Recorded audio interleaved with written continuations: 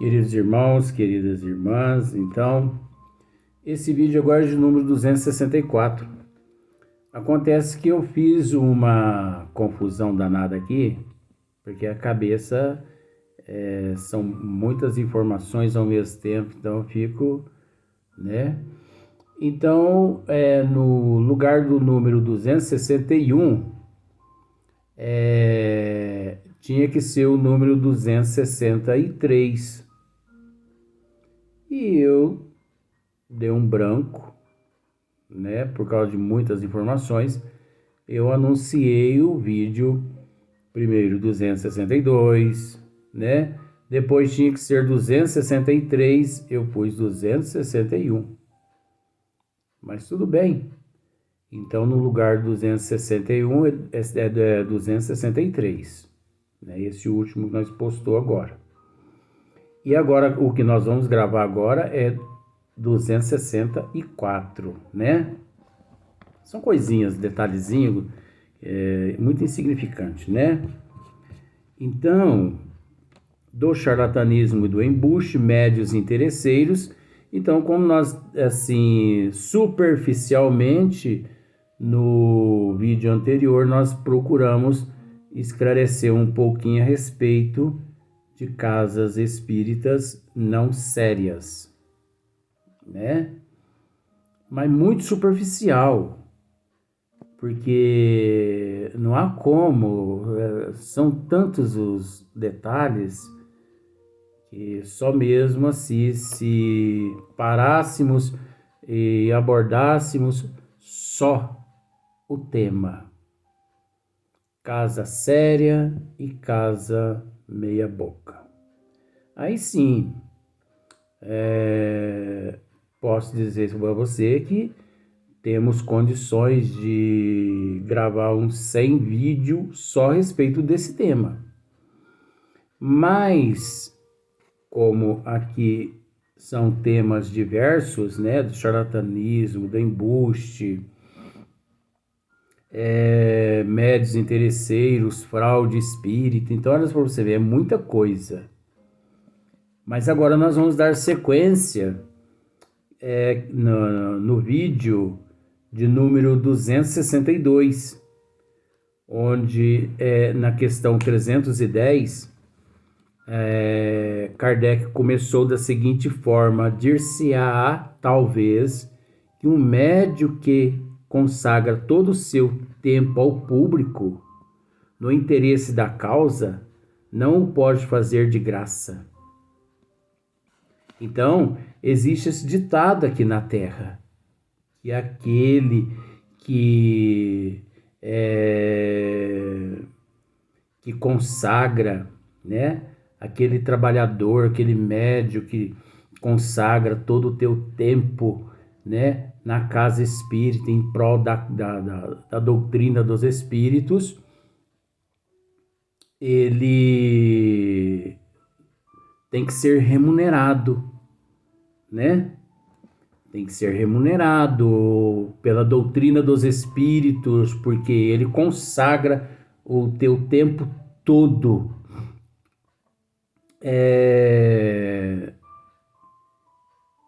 em prol da causa. Isso é inadmissível.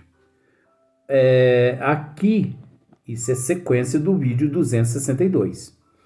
Aqui eu posso acrescentar um item aqui, porque faz parte da índole de um missionário do Cristo, que graças a Deus ainda encontra-se aqui no corpo físico, que chama-se Divaldo Pereira Franco. Então, é até prazeroso falar isso. O exemplo de Divaldo Pereira Franco. No vídeo 262, nós comentamos a respeito da índole e da moral e do comportamento de Chico Xavier na seriedade com a mediunidade. Agora nós vamos falar um pouquinho de Divaldo Pereira Franco. Divaldo Pereira Franco, olha só para você ver. Divaldo, ele a vida toda foi funcionário público. Que se as pessoas digitarem no Google biografia de Divaldo Pereira Franco, as pessoas vão ficar sabendo que ele foi funcionário público e ele aposentou como funcionário público. E hoje ele vive graças ao salário de funcionário público que ele trabalhou aqui na Terra. Porque Divaldo Pereira Franco, ele não desvia uma xícara de café da mansão do caminho a seu favor, por causa da mediunidade, por causa da oratória. Não. Divaldo Pereira Franco, ele emprega o teu salário de funcionário público todo em prol da tua manutenção física. Tanto é que Divaldo, quando sai assim para as turnê, né, pelo Brasil e pelo mundo, aí você pode me perguntar assim, mas e as turnê? Por exemplo, ele faz uma turnê, né? Vamos pensar assim, Uberlândia, Uberaba, Franca, Ribeirão Preto, Campinas, Presidente Prudente, Limeira, São Paulo, Rio de Janeiro, Nova York e por aí vai. Ô Luiz, ele vive em cima, o que supre as necessidades dele é a doutrina dos espíritos. Pior que não é. Não é. As pessoas podem pensar que ele usufrui das turnê para, enfim, para fazer esse trabalho, mas não é. Sabe como que funciona isso? Conversando com a espiritualidade, por exemplo, as turnê dele. Então, ele tem os assessores dele que marcam a turnê, por exemplo, 10 cidades no Brasil. Vamos pensar por aí, só para ficar mais fácil. Então, a partir do momento que aquela cidade, aquele movimento espírita daquela cidade aceita o convite dele feito pelos representantes dele, os espíritas, eles se juntam e eles pagam o hotel para o Divaldo ficar. Os espíritas pagam. O movimento espírita da cidade paga. Tá vindo uma bomba aí agora. O movimento espírita daquela cidade paga. Por exemplo, um exemplo. Franca. Divaldo vem a Franca todos os anos. Então, o movimento espírita de Franca se juntam e pagam o hotel para o Divaldo ficar, paga as despesas da viagem para o Divaldo ficar, pagam o alimento. Você entende que isso aí é necessário. Por quê? Porque ele está vindo trazer a boa nova do Cristo. Ele está vindo com uma obra imensa psicografada por ele para manter centenas e centenas de crianças, que nós não sabemos nem quantas mil crianças esse ser já ajudou aqui no Brasil e principalmente na Mansão do Caminho em Salvador, Bahia. O que eu quero explicar é o seguinte: Divaldo nunca usufruiu de 1 centavo das obras psicografadas por ele para poder pagar um hotel, para poder comprar um prato de comida, um sanduíche. Se ele fizesse isso, não teria problema nenhum, sabe por quê? Porque ele tem moral, ele tem caráter, ele não é um desqualificado, mas ele é o primeiro a dar bons exemplos. Ele não desvia 1 centavo das obras espíritas psicografadas através dele, através dos dons mediúnicos dele, inclusive da psicografia. Então, olha só para você ver como são as coisas. Olha só, agora uma bombinha agora. Nós temos uma cidade aqui próxima a São Sebastião do Paraíso que chama-se Passos. Eita, Luiz, não fala nome? Falo. Agora eu falo. Por que Divaldo veio apenas uma vez na vida a Passos? E depois nunca mais Divaldo voltou. Tem um porquê. Por que será? A desunião dos espíritas de Passos. Da mesma forma que os espíritas de Paraíso são desunidos, os espíritas de Passos também são desunidos. Então, Divaldo veio uma vez, os espíritas de Passos custearam todas as despesas. Só que eles reclamaram demais que depois Joana de Ângeles interferiu para que Divaldo não viesse mais. Ora, ajuda-te, que o céu te ajudará. Divaldo está vindo trazer a mensagem, agora as pessoas não querem fazer nada? Então é complicado, né? Às vezes a gente fica a perguntar assim, né? Mas por que Divaldo não vem mais a Passos? Veio uma vez só na vida e nunca mais veio, né? Ei, mas tem tanta coisa por trás disso aí, porque os espíritas, eles têm escorpião no bolso, sabe? Então eles julgam demais sem, sabe? Então vamos lá.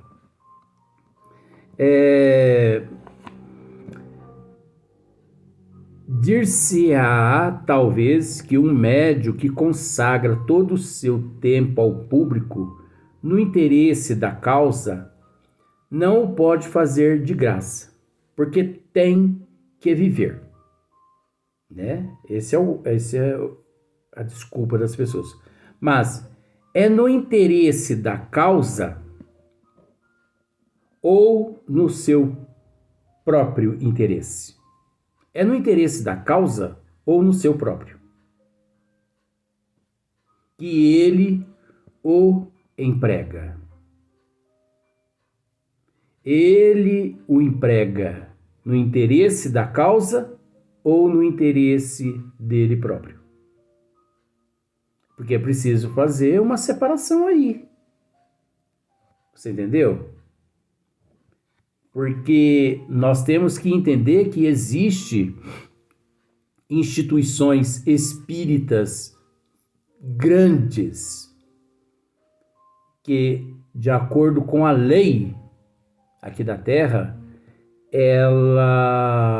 as pessoas têm que ser regulamentadas, as leis ali têm que regulamentar tudo, porque são instituições filantrópicas, mantidas pela sociedade e inclusive verbas do governo.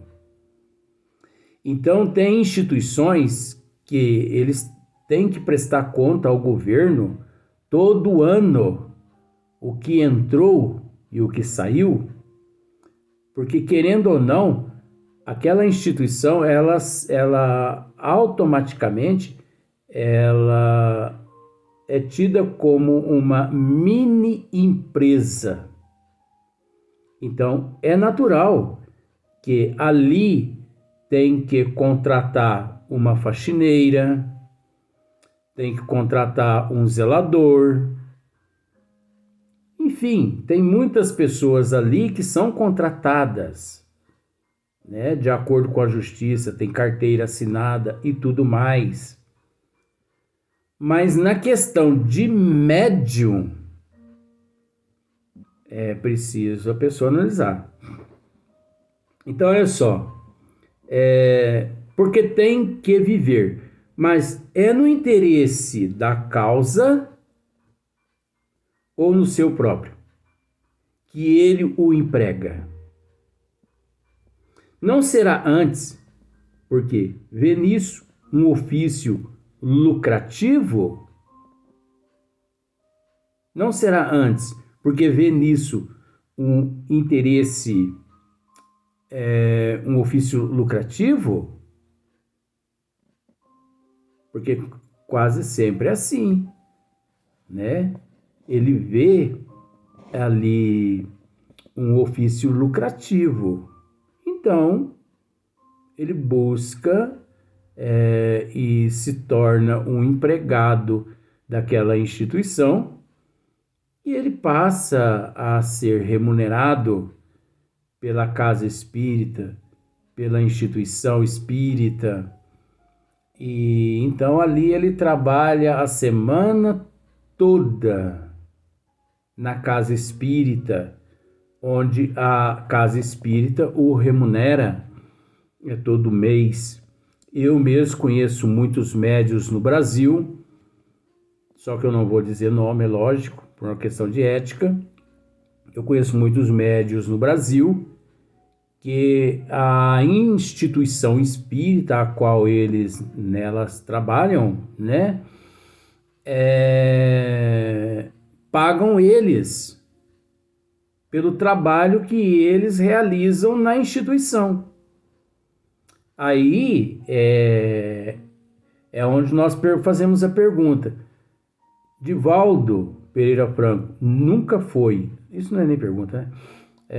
Divaldo Pereira Franco nunca foi remunerado pelas obras que ele realizou e realiza até hoje na Mansão do Caminho, por ele ter sido funcionário público, trabalhou com honestidade, com dignidade. Hoje ele é aposentado como funcionário público, o salário digno do seu trabalho. Ele vive do próprio suor, através da mediunidade dele, da oratória e da psicografia. Divaldo nunca usufruiu-se de um centavo das obras que ele realizou e realiza aqui no mundo. Carlos Bacelli também nunca. Carlos Bacelli, como já dissemos no vídeo 262, ele se formou em oftalmo, né? Oftalmo não, perdão. Oftalmo não, dentista. Carlos Bacelli sempre foi dentista. Olha só que maravilha. Hoje, creio já, 2023, creio já aposentado. Um espírito muito nobre. Então ele vive da aposentadoria, né? Nunca dependeu de um centavo das obras psicografadas através da mediunidade dele. Chico Xavier também não. Chico Xavier nunca usufruiu de um centavo das obras. No entanto, vasculharam a vida do Chico toda. Os antagonistas vasculharam a vida do Chico toda para poder desmoralizá-lo aqui na Terra e não encontraram sequer desvio de um centavo mediante tudo que ele praticou aqui na Terra. Por isso que ele é um exemplo o qual nós devemos, de certa forma, respeitar. Olha só para você ver a diferença, ó. Chico Xavier é um exemplo o qual nós devemos respeitar. Aí você pode me dizer assim: Luiz, mas Chico Xavier não é um exemplo o qual todos nós devemos segui-lo? Não. Ei, gente, o raciocínio aqui é rápido. Nosso Senhor, que é o exemplo o qual todos nós devemos segui-lo. Jesus. Chico, nós devemos respeitá-lo. Chico, mas o título simbólico de guia e modelo, o qual nós devemos seguir é Jesus? Mais ninguém. Toda honra e toda glória a Deus e a Jesus. A mais ninguém. Não vamos ficar ostentando esse, ostentando aquele, idolatria aqui, idolatria lá, sabe? Porque principalmente, eu não admito esse negócio de idolatria. Então, Chico, Divaldo, Carlos Bacelli, Hippolyte Léon Denis Rivail, Gabriel Delanne, Leon Denis, modelo que devemos respeitar. Nós temos que respeitar esses seres. E ao mesmo tempo, o respeito por eles tão grande que temos, que podemos praticar aquilo que eles praticaram. Porque praticando o que eles praticaram, obviamente, estaremos seguindo a mesma trilha de nosso Senhor Jesus Cristo, mas guia e modelo qual todos nós devemos seguir é Cristo. Então, olha só para você ver. A tal preço, sempre haverá gente dedicada. Não tem, então, ao seu dispor senão essa indústria? Não tem, então, ao seu dispor senão essa indústria? E é lamentável como muitos médios hipócritas charlatão têm transformado a doutrina dos espíritos, ou melhor, certas instituições espíritas, em indústria, comércio. Você entendeu? É lamentável isso. Não esqueçamos que os espíritos, seja qual for a sua superioridade ou inferioridade, são as almas dos mortos. E que, quando a moral e a religião prescrevem como um dever que se lhes respeitem os restos mortais, maior é ainda a obrigação para todos de lhes respeitarem o espírito. Precisa dizer mais alguma coisa? Não precisa dizer mais alguma coisa. A pessoa que diz assim, eu não consegui entender nada. Sabe por que a pessoa, às vezes, nesse exato momento, diz que não conseguiu entender nada? Porque ela encontra-se na contramão dos desígnios das leis divinas, ela encontra-se usufruindo da indústria, ela pode ser uma mercenária ou um mercenário, e que, obviamente, aquilo que não lhe interessa, ela não entende. Ela tem dificuldade de entender. Porque quase sempre é assim. Ela vai procurar entender aquilo que vai contra o que ela pratica? Jamais. Mas sempre foi assim aqui na Terra. Aquilo que as pessoas fazem, quase sempre a pessoa tem uma dificuldade imensa de compreender, de entender. Porque ela não é boba. Se ela compreende já de antemão, ela vai acordar e vai pensar assim, mas então a vida toda eu pratiquei e cometi esse erro. Por isso que muitas pessoas, quando desencarna e chega na pátria espiritual, e que os mentores as informam a respeito do que elas fizeram ou deixaram de fazer, elas ficam assim meio que pasmas. Por quê? Porque elas mesmo,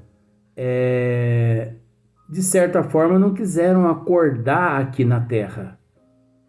Elas mesmo optaram em não acordar aqui na Terra. E deixou para acordar depois.